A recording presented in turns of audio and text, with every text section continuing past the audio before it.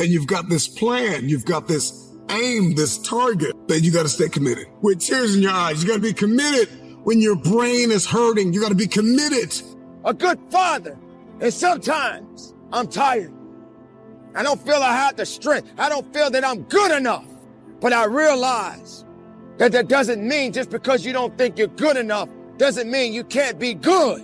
To a homemaker, it probably means that she has a well-run household and a wonderful family.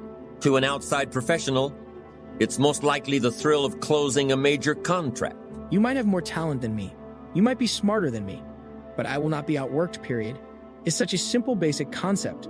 Is the guy who is willing to hustle the most is going to be the guy that just gets that loose ball. There's only one thing you cannot purchase. There's only one thing you cannot buy, and that's what real peace do.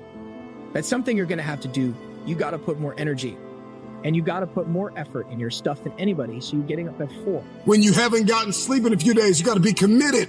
You got to plow through that depression, that heaviness, that weariness, and you got to cling to the joy of the thought of the future that if you finish this course, then there is a reward at the end of this pain. You may feel as though you are not able to breathe now. You may be inundated with responsibility, and it seems as though there is no way out of this. You have to be grateful for the ground that you've gained and guard the ground that you've gained. Celebrate the small wins. If we keep looking at the big picture, if we keep looking at the end game, if that's all we fix our eyes on, doesn't mean you can't be great. Doesn't mean you can't carry on.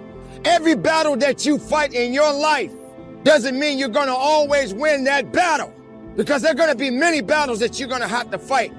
And every battle is not meant for you to win. Sometimes these battles are meant for you to learn. They're meant for you to grow.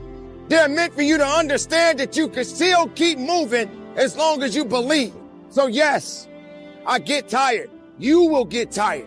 Yes, you will question your abilities. Then we'll get off kilter. We'll lose our footing and we'll walk around discouraged, because you're not going to just wake up in one day and fulfill destiny. It's the process that's perfecting us.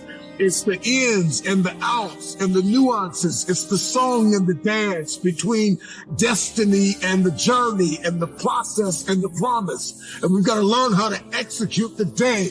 Give us this day. We've got to learn how to execute the day. That you conquer the day. I'm not where I'm supposed to be, but I'm not where I used to be. And so we've got to celebrate the small wins, those mental wins, those emotional wins, those relational wins, those financial wins, those spiritual wins. We've got to celebrate. Yes, you will start thinking to yourself that, hey, I'm not ready for this. The fact of the matter is, when you were born and you were ready. If you made it this far, you were ready for something even greater.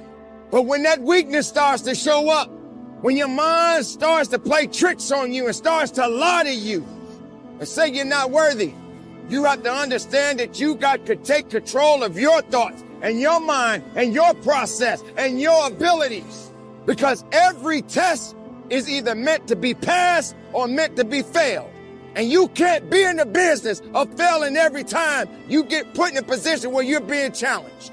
Can you go on? Absolutely. You read the book once and you didn't get it.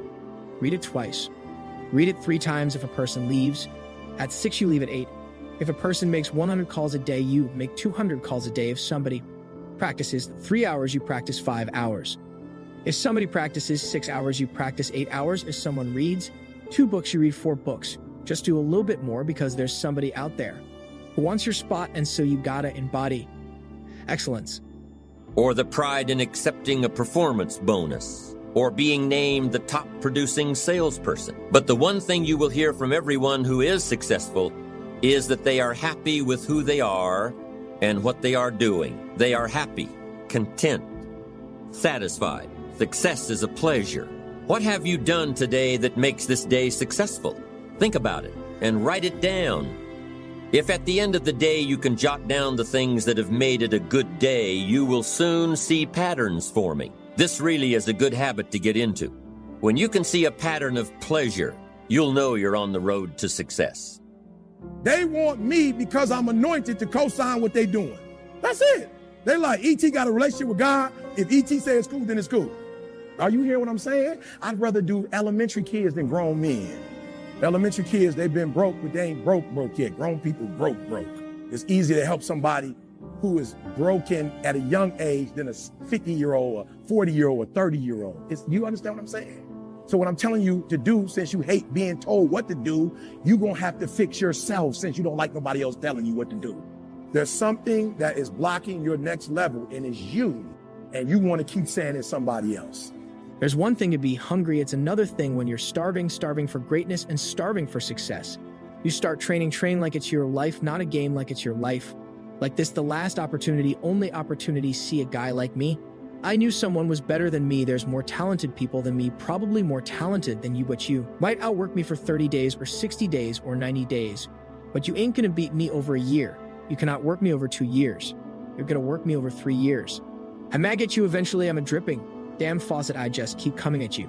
So take note of Mr. Franklin's 3 principles of success and ambition. Number 1, big achievements come one small advantage at a time, one step at a time, one day at a time. Number 2, you have the power to mold your life, to make it whatever you want, to shape it and reshape it. And number 3, success is measured through pleasure. This is the key one. Success is measured through pleasure. You've got to be happy along the way. You've got to learn to give yourself a pat on the back.